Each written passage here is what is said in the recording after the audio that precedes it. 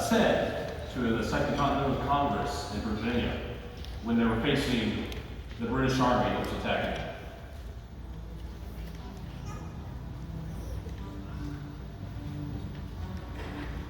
This is no time for ceremony. The question facing our country is one of awful moment. For my own part, I believe it's a question of freedom and slavery. Should I hold back my opinion at such a time through fear of giving offense, I should consider myself as guilty of treason toward the majesty of heaven, which I revere above all earthly kings. It is natural for men to indulge in the illusions of hope. We are apt to shut our eyes against a painful song until it transforms us into beasts.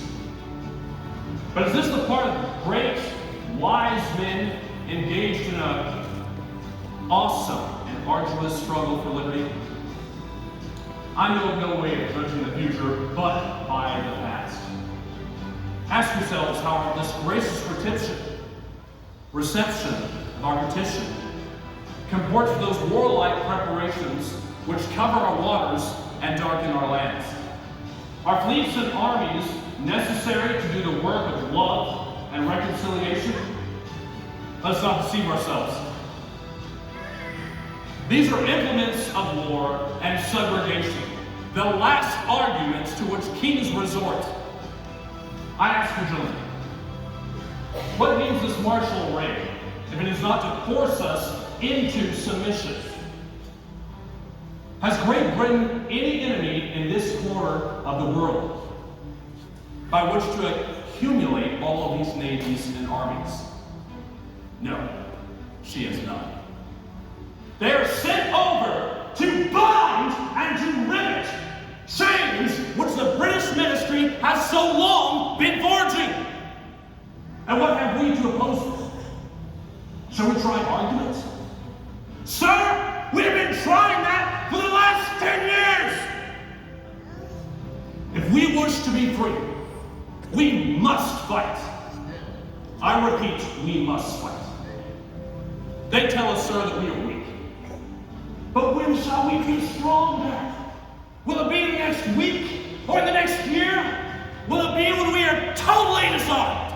And when a British guard is stationed in every house? We are not weak, and we make but proper use of what the God of heaven has given to us. Besides, we shall not fight our battles alone. There is a just God who presides over the destinies of nations. And he will raise up friends to fight our battles with us. And the battle, sir, is not to the strong alone, but to the vigilant, the active, the brave. Gentlemen, there is no retreat but in submission and slavery. Our chains are forged. They may be heard on the chains of the fields of Boston. The war is inevitable. And let it come. I repeat, let it come. It is in vain to extenuate the matter. Gentlemen may cry, peace, peace, but there is no peace.